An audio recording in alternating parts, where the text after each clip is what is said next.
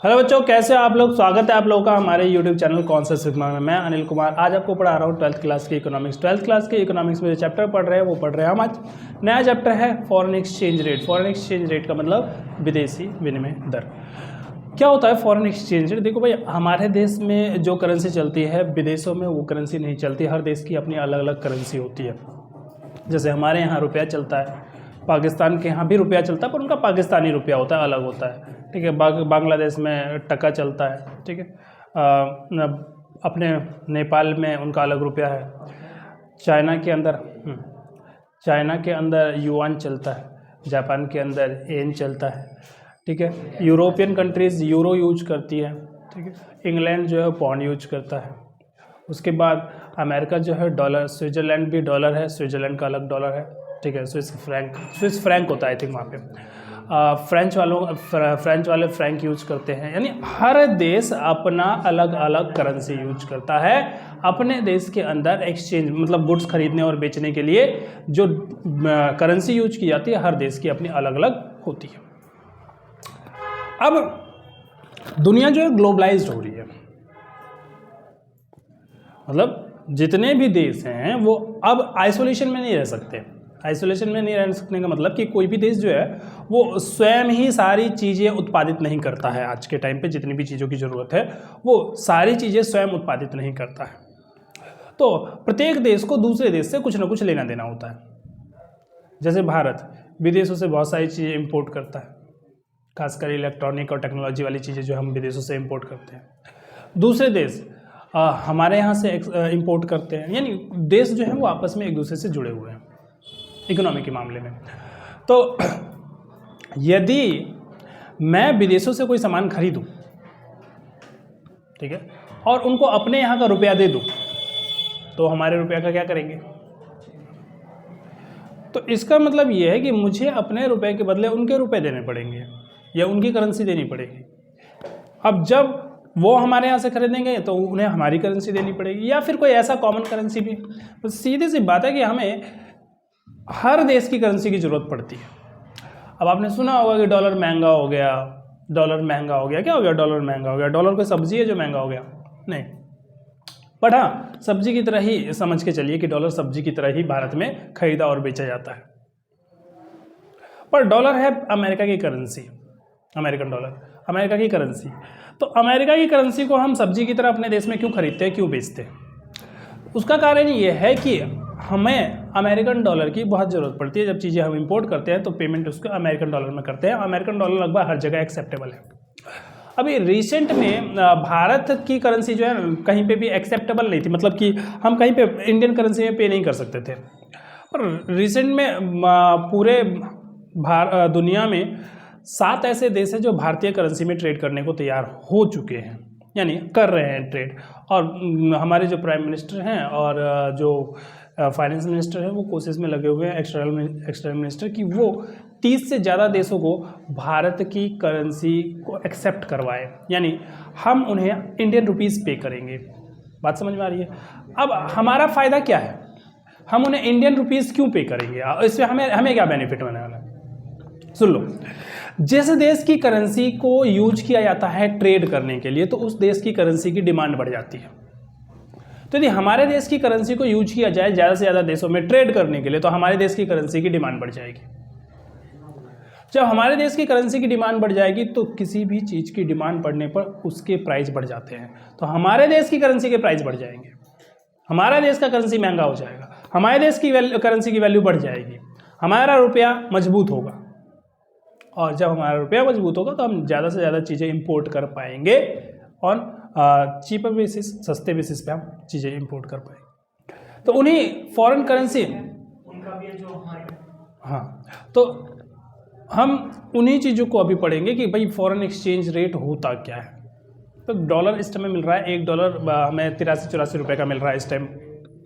ठीक है। तो इसका मतलब ये है कि मैं $1 यदि खरीदने जाऊँ, कहाँ मिलेगा डॉलर?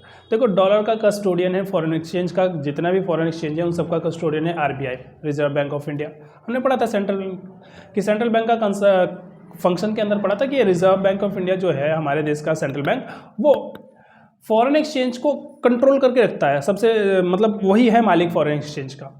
तो हम आरबीआई से जाके खरीदेंगे नहीं, आरबीआई ने ऑथोराइज कर रखे हैं लोगों को, तो वो ऑथोराइज डीलर जो है उनसे जाके आप खरीद सकते हैं, आरबीआई से खरीदने की डायरेक्ट जरूरत नहीं है। कौन है ऑथोराइज लोग जिनसे हम जाके ये फॉरेन एक्सचेंज या डॉलर खरीद सकते हैं?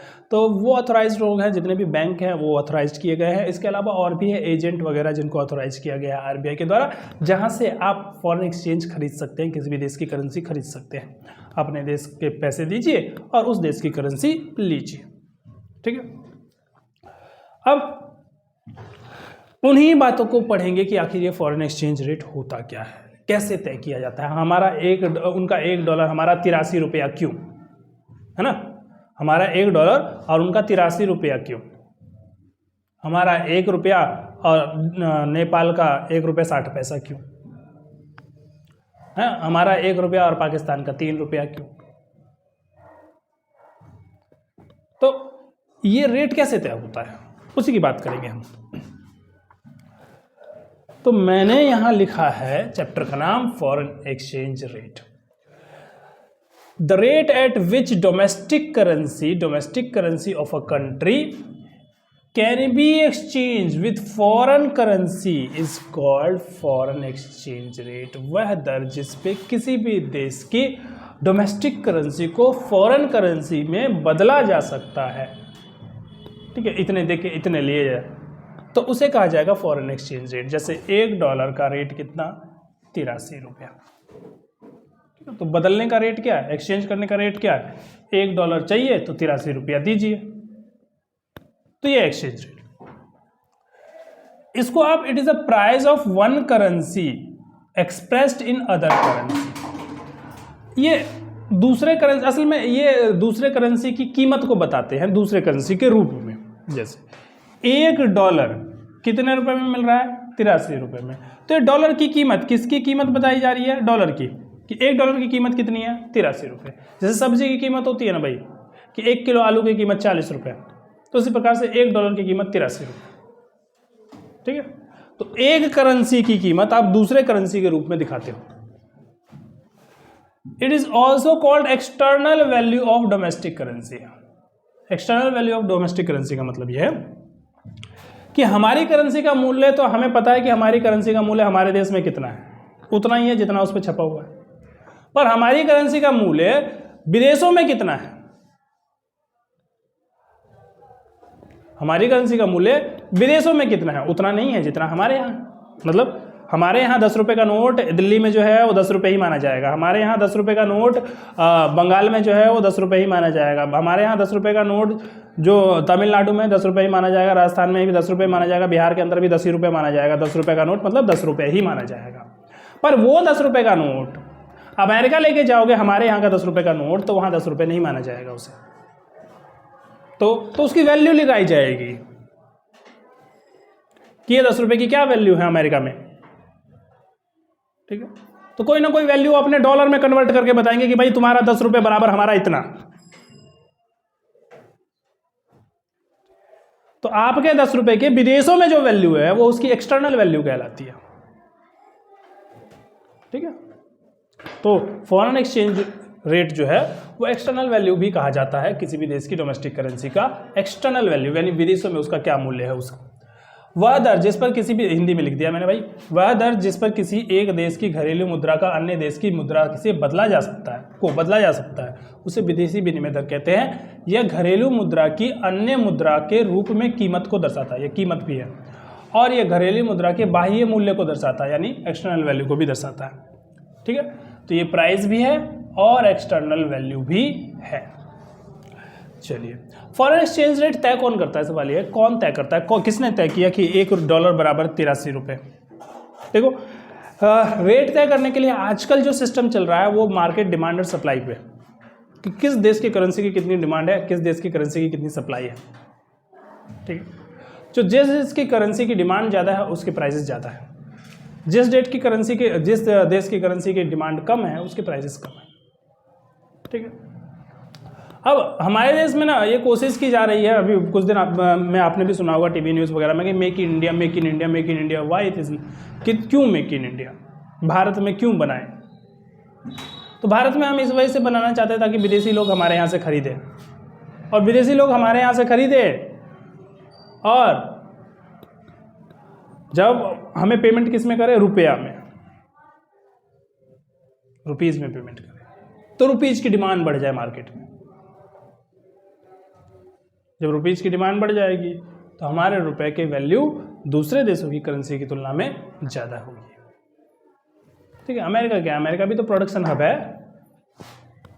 अमेरिका पूरे दुनिया में प्रोडक्शन करने वाला सबसे बड़ा देश है। ठीक है, टेक्नोलॉजी में सबसे बड़ा देश है, मतलब सारी चीज़ें प्रोडक्शन, कोई भी चीज़ जो है ज़्यादा, सबसे ज़्यादा प्रोडक्शन अमेरिका में होता है। इसी वजह से अमेरिका सबसे अमीर है और अमेरिका डॉलर की सबसे ज़्यादा ज़रूरत पूरी दुनिया को पड़ती है, क्योंकि पूरी दुनिया में हर देश ऐसा है जो अमेरिका से कुछ ना कुछ इंपोर्ट करता है, तो उसके डॉलर की ज़रूरत सभी देशों को है। तो दुनिया भर में डॉलर की डिमांड है, तो इसी वजह से अमेरिकन डॉलर जो है वो बढ़ता जाता है, बढ़ता जाता है, बढ़ता जाता है। फिर आप में से कुछ बोलेंगे कि अमेरिकन डॉलर से भी महंगी कुछ करेंसीज़ हैं। हाँ, अमेरिकन डॉलर से भी महंगी कुछ करेंसीज़ है, पर वहाँ बात होती है वो कंट्रोल के ऊपर है कि उस देश के गवर्नमेंट का भी कंट्रोल होता है करेंसी पे, कुछ मैनेज फ्लोटिंग कहते हैं उसे। तो डिमांड और सप्लाई मेन फैक्टर है किसी भी देश की करेंसी को तय करने के लिए आज के टाइम पे। तो यदि डिमांड और सप्लाई से तय किया जाता है किसी भी देश की करेंसी को के रेट को, तो उसे कहते हैं हम फ्लेक्सिबल एक्सचेंज रेट। वो रेट जो डिमांड और सप्लाई से तय किया गया है उसे फ्लेक्सिबल एक्सचेंज रेट कहा जाएगा, हिंदी में नम्य विनिमय दर कहेंगे।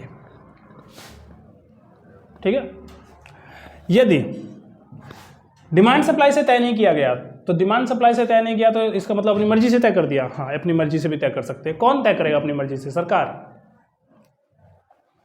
अपनी मर्जी से भी रेट तय कर सकती है। यदि सरकार ने अपनी मर्जी से रेट तय कर दिया तो क्या गवर्नमेंट के पास पावर है कि मैं $1 का मैं अपना $1 जो है वो $5 में बेचूंगा, मेरी मर्जी, कोई रोकेगा नहीं? भाई तेरा रुपया तेरी मर्जी, तू $1 अपना $5 में बेच, सॉरी $1 अपना $5 में बेच, किसने मना किया? ठीक है, कोई नहीं रोकने वाला। पर तुम्हारे रुपए की जरूरत भी तो इतनी होनी चाहिए कि लोग $5 में खरीदने को तैयार हो। तो ये रेट जो आपने तय कर दिया अपनी मर्जी से, $1 बराबर $5, ऐसा थोड़ी तय कर लो, तुम्हारी मर्जी है। हाँ, तो मर्जी से भी तय कर सकते हैं। अब नहीं चलता मर्जी, अब फ्लेक्सिबल चलता है, पर मर्जी वाला भी पढ़ना पड़ेगा कि अपनी मर्जी से कैसे तय कर सकते हैं। फिक्स एक्सचेंज रेट सिस्टम कहते हैं उसे, जब अपनी मर्जी से गवर्नमेंट तय कर देती है। Rate fix by government. Rate कौन तय कर दे रहा है? गवर्नमेंट। सरकार के द्वारा तय की गई दर को आप क्या कहते हैं? Fix exchange rate. पर ऐसे तो कोई भी कितना भी तय कर लेगा। हाँ, कोई भी कितना भी तय कर लेता है, बट कोई तो बेसिस होना चाहिए ना। हाँ, बेसिस है। सबसे पहले जब ये फिक्स एक्सचेंज रेट सिस्टम आया तो उसमें गोल्ड स्टैंडर्ड रखा गया। किसी भी देश की करेंसी की वैल्यू तय करने के लिए गोल्ड को बेस रखा गया। ये क्या मतलब? मतलब ये हुआ कि मान के चलो आपके देश में 10 ग्राम गोल्ड 60,000 रुपए का मिल रहा है। ठीक है, और अमेरिका में 10 ग्राम गोल्ड फॉर एग्जाम्पल $600 का मिल रहा है। तो उतना ही सोना हमारे देश में 60,000 रुपए का, उतना ही सोना अमेरिका में $600 का। तो इसका मतलब उनका $600, हमारा 60,000 रुपए बराबर है। तो यदि डॉलर को 600 और रुपया को 60,000 बराबर लिख दें, इसका मतलब कि $1 बराबर 100 रुपया। ये रेट निकल के आया। तो हमने रेट किसके रेट से निकाला है? गोल्ड के रेट से। करेंसी का रेट किसके रेट से निकाला? गोल्ड के रेट से। तो उसे कहा जाएगा gold standard rate of exchange. विनिमय दर की स्वर्णमान प्रणाली। Rate is fixed on the basis of gold value. Gold के वैल्यू से निकाला जाता है रेट। फिर बाद में ब्रिटेन के अंदर एक सभा हुआ जहां IMF का निर्माण हुआ, इंटरनेशनल मॉनेटरी फंड। ठीक है, UN की संस्था है IMF, उसके अंदर ये तय किया गया कि भाई देखो सोना जो है किसी भी देश के पास कम होता है, किसी भी देश के पास ज़्यादा होता है, तो सोने के वजह से यदि किसी भी देश की करेंसी की वैल्यू ज़्यादा होना और किसी भी देश की करेंसी की वैल्यू कम होना ये गलत है। तो क्या किया जाए? मैंने कहा डॉलर के हिसाब से रखेंगे। तो बेस जहाँ पहले गोल्ड हुआ करता था वो बेस को बदल करके क्या कर दिया गया? डॉलर। पर डॉलर का रेट जो तय किया जाता था वो गोल्ड से, यानी गोल्ड से पहले डॉलर का रेट तय किया जाएगा और फिर डॉलर के रेट से बाकी देश की करेंसी का रेट तय किया जाएगा। उसे Bretton Woods rate of exchange कहा जाता है, ब्रेटन वुड्स विनिमय प्रणाली।